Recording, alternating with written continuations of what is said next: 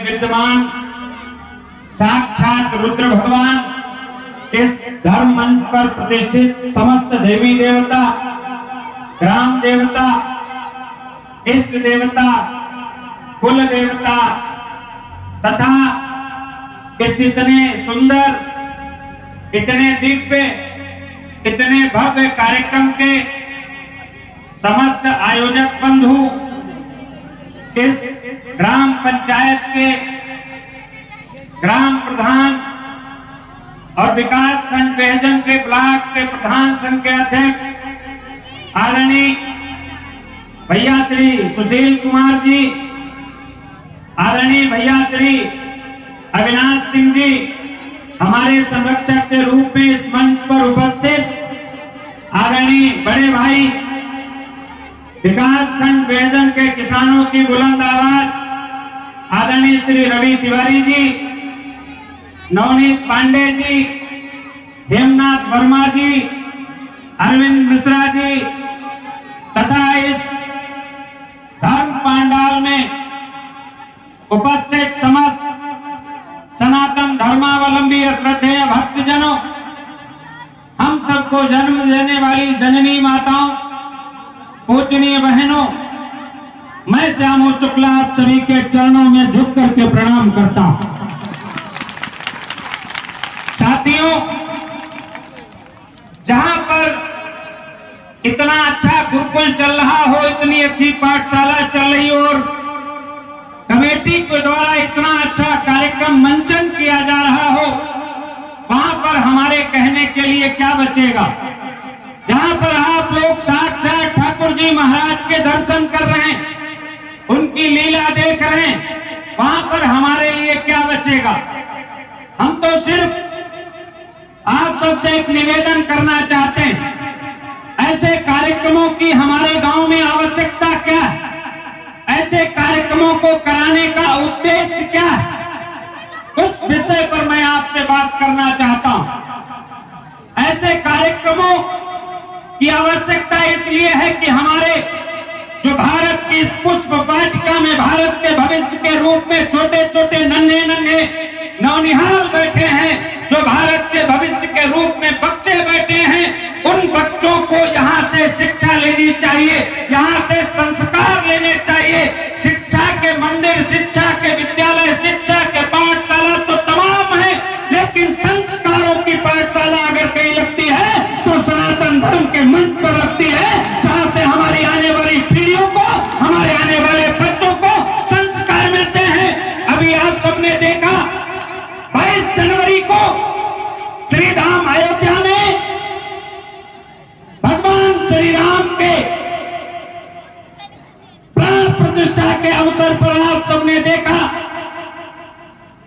कि भारत के प्रत्येक जगहों पर ही नहीं, बल्कि भारत के बाहर तक लोग, जहां तक कहीं सनातनी विचारधारा के लोग रहते हैं, वहां पर सारा का सारा माहौल राममय हो गया।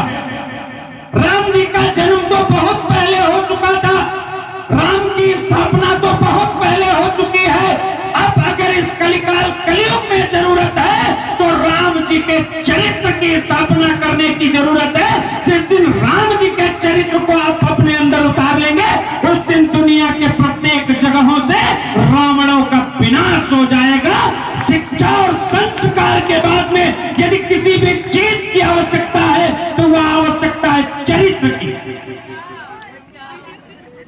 इसलिए अपने बच्चों को शिक्षित बनाइए। श्री रामचरित्र मानस में गोस्वामी तुलसीदास जी ने लिखा कि गुरुग्रह पहन गए रघुराई, अल्पकाल विद्या बहु पाई। इसलिए आप भी अपने बच्चों को विद्यालय जरूर भेजिए, अपने बच्चों को शिक्षित जरूर बनाइए और शिक्षा के बाद में अपने बच्चों के अंदर संस्कारों को कूट कूट करके भरिए और उसके बाद में चरित्र का विशेष ध्यान रखिए। जिस व्यक्ति का चरित्र नहीं है वह कुछ भी नहीं कर सकता। सबसे महत्वपूर्ण आपके लिए अगर आप कुछ है तो वो है चरित्र। जब राम और रावण का युद्ध हो रहा था, युद्ध क्षेत्र में प्रभु श्री राम जी ने रावण का वध कर दिया। उस निर्जन रण क्षेत्र में जब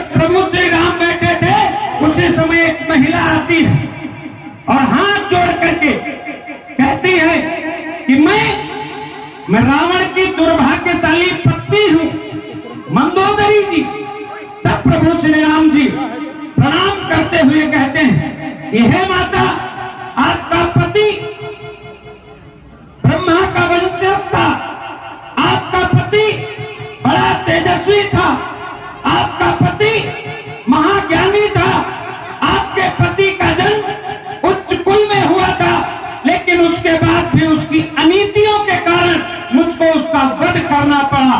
तो मंदोदरी कहती है, मैं इसलिए नहीं आई हूं कि आपको कोई उलाहना दूं, मैं तो इसलिए आई हूं जिस मेरे पति ने आपके पूर्वजों को, आपके पूर्वज मानधाता को स्वर्ग लोक तक में जाकर के धमकी दे दी, जिस मेरे पति ने कुबेर को कॉलर पकड़ करके स्वर्ग से घसीट लिया, उसमें ऐसा क्या था जो आपसे युद्ध क्षेत्र में पराजित हो गया, जिसने पूरी दुनिया पर विजय प्राप्त की थी, उसमें ऐसी कौन सी कमी रह गई थी जो आपसे युद्ध क्षेत्र में हार गया, और आप में ऐसी क्या विशेषता थी जो आप उस पर विजय प्राप्त कर लिए। तो प्रभु श्री राम ने पूछा, पता चला? तो कहा हाँ पता चला, और आने से पहले ही पता चला। तो कहा क्या पता चला? तो कहने लगी, एक मेरा पति रावण, जिसके घर में मेरी जैसी सुदर्शना सुंदर पत्नी थी, उसके बाद भी उसने आपकी पत्नी पर गलत नीति डाली, इसकी वजह से उसका विनाश हुआ, उसको पराजय मिली। और एक आप हैं जो पर स्त्री की परछाई पड़ने पर भी उठ करके खड़े हो गए। ये अंतर था मेरे पति के चरित्र में और आपके चरित्र में। तो कहने का तात्पर्य है, आप शिक्षा से भरपूर हो जाएं, आप संस्कारों से भरपूर हो जाएं, अगर आपके अंदर चरित्र नहीं है तो आपका पराजय होगा, आप पराजित होंगे। इसलिए मैं अपनी माताओं से निवेदन करके जा रहा हूं, अपने बच्चों को चरित्रवान जरूर बनाएं, शिक्षित जरूर बनाएं, संस्कारवान जरूर बनाएं। इन्हीं शब्दों के साथ मैं अपनी वाणी को विराम देना चाहता हूं, क्योंकि आप सब लोग लीला देखने के लिए आए हैं, और ये मुझे लगता है कार्यक्रम का आज 5वां दिवस चल रहा है। 2 दिवस की और यह लीला आपके बीच में होगी, फिर कहीं और जाना होगा, इस धर्म के झंडे को ले जाकर के कहीं और प्रचार करना होगा। जाते जाते इन शब्दों के साथ में मैं अपनी वाणी को विराम देता हूं। एक बार जोर से बोलिएगा, जय जय श्री राम, जय जय श्री राधे। बहुत बहुत धन्यवाद।